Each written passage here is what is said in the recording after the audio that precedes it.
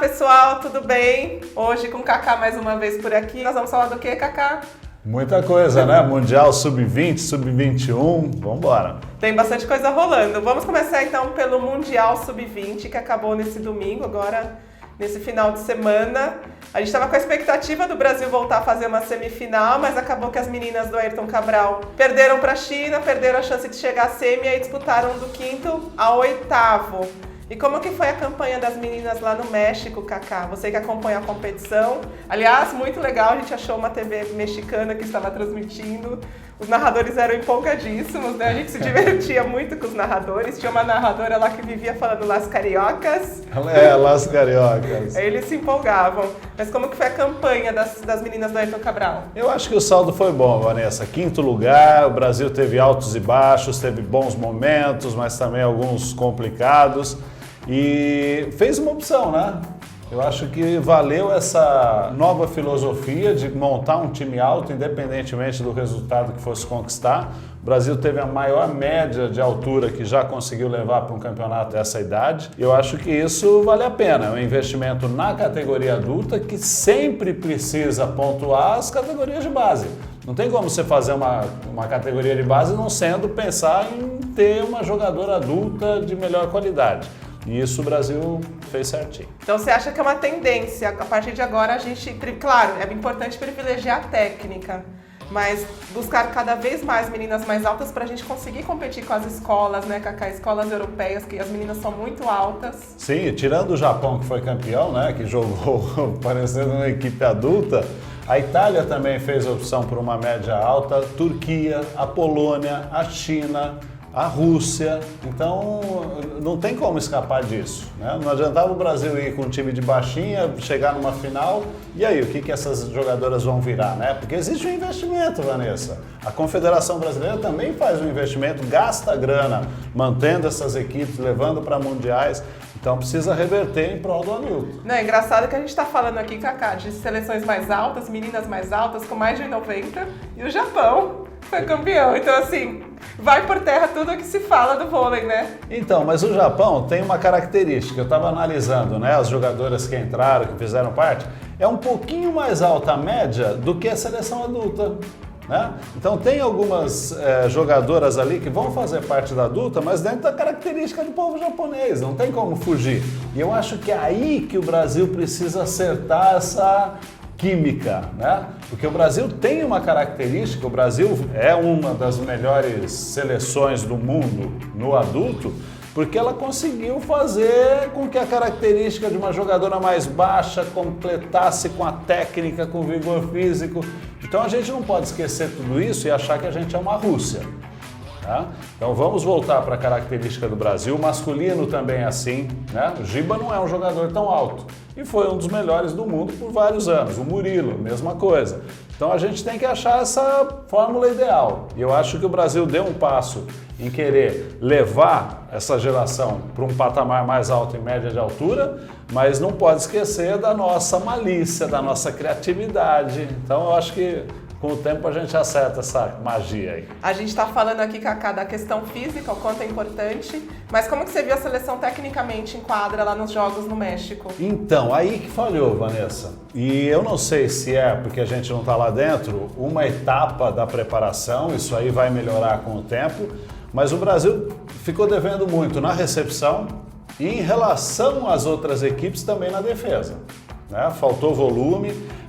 Mas o Brasil defendeu, mas sem qualidade. O que a levantadora, a líbero e as outras jogadoras corriam atrás de bola para salvar, não foi a mesma qualidade das outras equipes. A Itália, mesmo com uma média de altura alta, defendeu muito. A Polônia, na disputa do quinto lugar, deu um show de bola contra o Brasil na defesa e ganhou o jogo no saque. Eu assisti o jogo, o Brasil estava caminhando para ganhar o quinto lugar. No quarto set, abriu 16-12, teve a parada técnica e dali para frente o Brasil esqueceu de jogar. Passou muito mal, não defendeu, não bloqueou, não conseguiu atacar com os meios. Aliás, uma característica do Mundial, dos jogos que eu assisti, muito pouco bola pelo meio, mais jogo pela ponta, diferente do que é o adulto hoje, né? Então tem que acertar isso. Eu acho que tecnicamente o Brasil precisa melhorar na recepção, melhorar na defesa, acertar alguns posicionamentos individuais e seguir o caminho. Já que fez a aposta, vamos embora. Não, é curioso que você comentou de recepção. Recepção, assim, é o drama de toda a seleção, seja adulta, seja base. É o fundamento mais difícil do vôlei, Kaká? É o fundamento mais difícil do vôlei feminino, principalmente. Porque as jogadoras cresceram, o saque se tornou mais potente, porque o saque passou a ser quase, na maioria das vezes, em suspensão, ou viagem ou flutuante, e a rede continuou na mesma altura. Né? Então isso complicou demais para as meninas e não sei não se não vale pensar numa mudança de regra aí, passar essa rede de 2,24 para 2,30. Ou então, antigamente, lembra nos anos 90 que as meninas só podiam sacar, as meninas e os meninos, claro, só podiam sacar de uma determinada área do fundo, era o lado esquerdo, né? Hoje você pode percorrer... Era o lado direito, é. Era o lado direito. Exato, é. Hoje você pode percorrer todo o fundo de quadra para fazer um saque. Também existe um estudo que eu já ouvi falar, porque o masculino ele é tão agressivo no saque viagem que os jogadores, na hora que finalizam o salto, eles praticamente tocam na linha dos três, né? Então, de não poder entrar, não poder mais invadir na hora do saque viagem. Teve uma tentativa de mudança nesse sentido no Mundial, se não me engano, sub-23, né? Que já foi desativado. Não podia cair na quadra depois do saque e não podia invadir a zona de ataque depois do ataque de 3 metros. Acabou na primeira rodada. Foi horrível, acabaram liberando. Desconfigurou completamente o vôlei. Completamente. Mas você acha então que a solução seria subir a rede? Do feminino, sim. Você acha que hoje já é necessário Sim. Com o vigor físico que elas atingiram? Perfeito. Então vamos falar um pouquinho da disputa do 5º lugar. Brasil e Polônia, curiosamente, Kaká, foi o mesmo jogo da edição passada de 2017, só que naquela ocasião o Brasil ganhou de 3-1. E poderia ter ganhado também de 3-1 dessa vez, né? Você comentou que o Brasil teve uma queda a partir da metade final do quarto set, por conta de recepção, problemas para bloquear as polonesas. A Kissy, uma canhota aí que apareceu muito bem. A gente estava falando sobre essa tradição do Brasil de não ter tantas atacantes canhotas. Kissy veio muito bem, 23 pontos na decisão do 5º lugar contra a Polônia. A gente também teve a Júlia, que esteve na seleção adulta também, que entrou bem. E Tainara, que a Tainara eu já achei que não fez um mundial, que não sei se a gente criou tanta expectativa por ela. A primeira fase ela foi poupada, né, porque ela estava vindo da VNL. E da segunda em diante não conseguiu ser essa jogadora que todo mundo esperava. Então, foram as 3 principais jogadoras do Brasil, né? Na hora do sufoco, a Quênia resolveu jogar com elas. A Tainara sentiu um pouco, talvez por ser mais estudada, jogou adulto, tinha mais material ali dela para estudar. Então a marcação em cima dela foi um pouquinho mais forte. Mas eu gostei das 3, sim. Acho que elas deram conta do recado, falharam muito, principalmente as 2 ponteiras que são responsáveis por esse fundamento na recepção e nas horas mais importantes, né, Vanessa? Isso é próprio da categoria. Muita gente estava até, você comentou da comentarista mexicana, ela estava analisando o jogo da Sub-20 como se fosse um jogo de adulto, né? Então acontece. De um momento para o outro parece que nada funciona e foi o que aconteceu com o Brasil. A partir do 16º ponto do quarto set, o Brasil passou a errar demais e não teve paciência no ataque, que vinha sendo o principal fundamento. Tomou muito bloqueio, jogadoras altas que batiam para baixo, tomaram um bloqueio que não teve nem recuperação, ataque errado. Então acabou mexendo muito com o lado psicológico. Você falou de psicológico, a gente também viu isso contra a China. O Brasil precisava ganhar da China para não depender de ninguém, porque não dá para depender de ninguém, né, Kaká? Não. Entrar numa reta final, para disputa de lugar, numa semifinal, e você depender de outras seleções que vão jogar depois de você, é muito complicado. O Brasil tinha feito um torneio amistoso contra a China, Turquia, aqui em Minas Gerais, 2 semanas antes do Mundial, ganhou muito bem da China, e aí a gente pensou, bom, o Brasil ganhou bem da Rússia na segunda fase do Mundial, precisa ganhar bem da China para conseguir voltar a fazer uma semifinal de Mundial, e não foi o que aconteceu. Teve de novo essa questão da irregularidade, que a gente já vê muito no feminino adulto e no feminino de base, mais ainda. Perfeitamente, né? Quando você pega a Sub-20, esse é o retrato. Ganhamos da China 3-0. As parciais acho que não chegaram nem a 20, né? Do que a China conseguiu fazer. E aí, na hora que precisa, vem a memória daquele jogo que eu falo assim, não, posso jogar 80%, no máximo elas vão fazer uns 21, 22 pontos.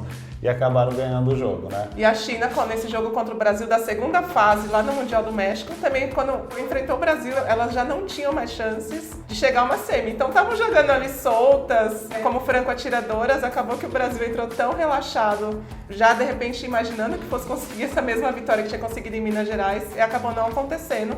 Depois dependeu da Itália, para ganhar da Rússia, a Itália abriu 2-0, e aí tomou 3-2. E a China ficou em 7º lugar, né? Lembrando disso. Agora, um fato também preocupante foi o seguinte: o Brasil não conseguiu ganhar das principais forças, né? Só da Rússia, perdeu da Itália, perdeu da China, perdeu do Japão, então perdeu da Polônia. Então, o Brasil ficou numa colocação, acho que justa, pelo que mostrou no campeonato.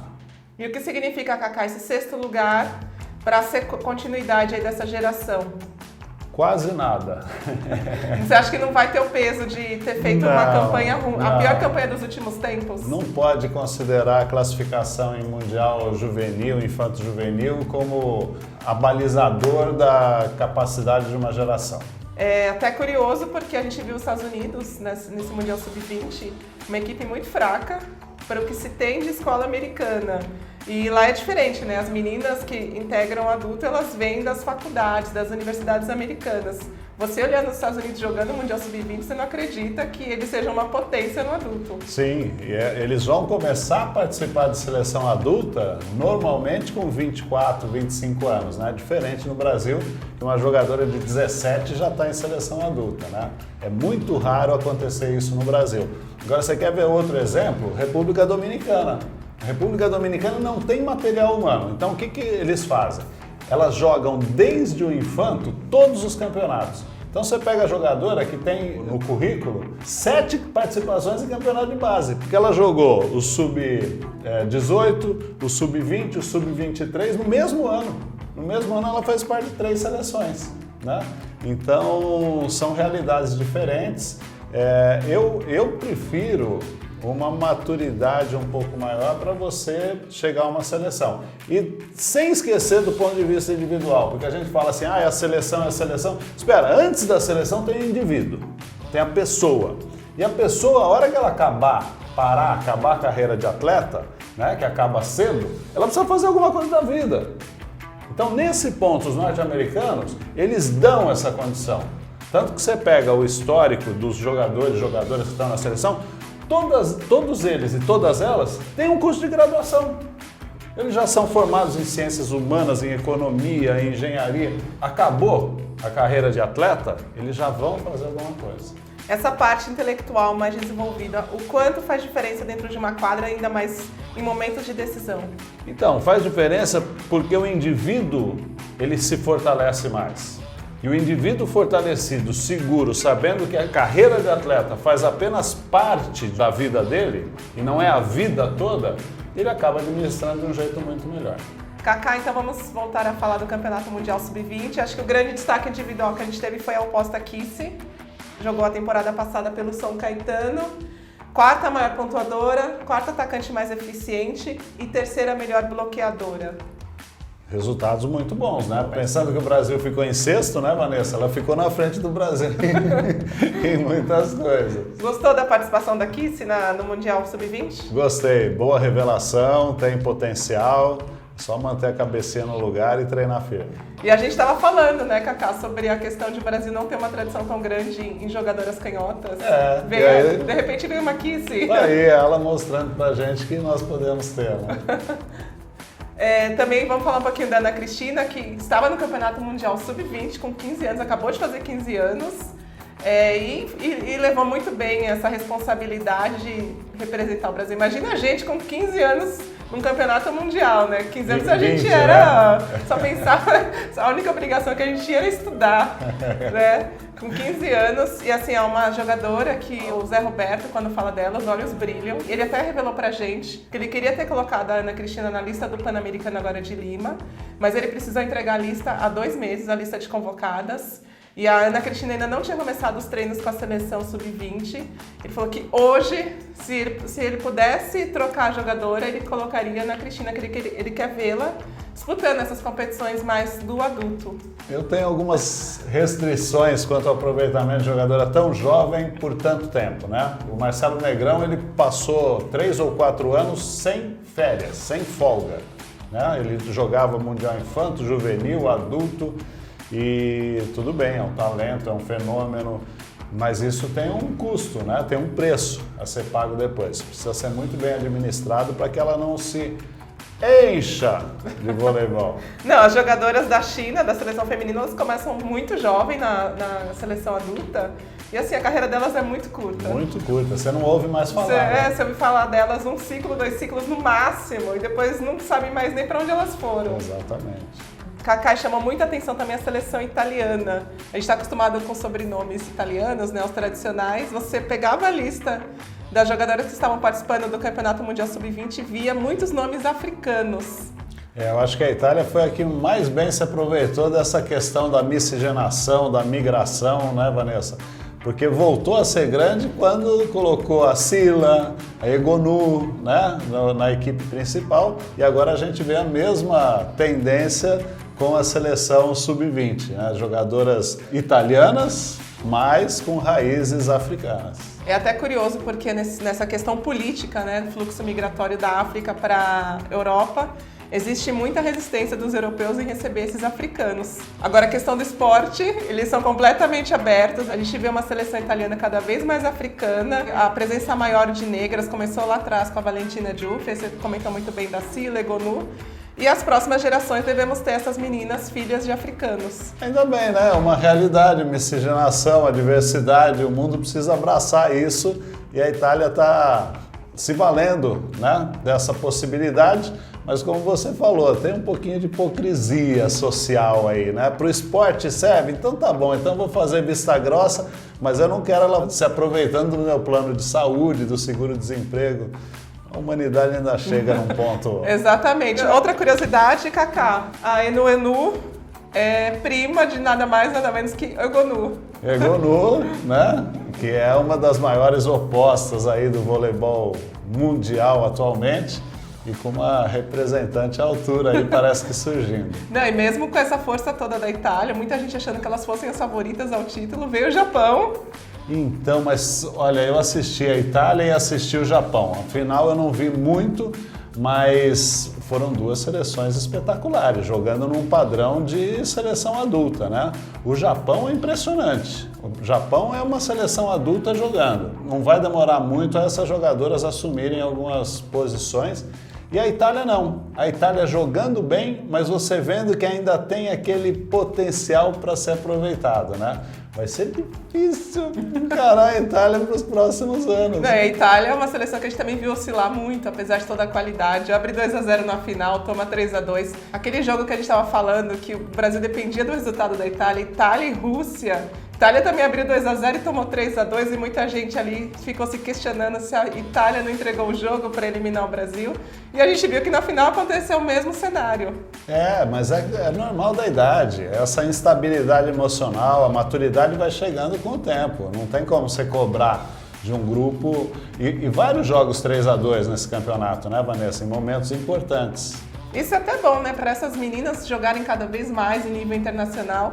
A gente vê que no Campeonato Mundial Sub-20, os campeonatos de base, a gente tem disputa de 10º, de 8º, que não acontece no campeonato adulto, né? Caiu antes da semifinal, vai embora para casa. Não disputou medalha, vai embora para casa. Como você falou, o importante é jogar. Se eu puder jogar do primeiro ao último dia, e é o que eles têm feito, né?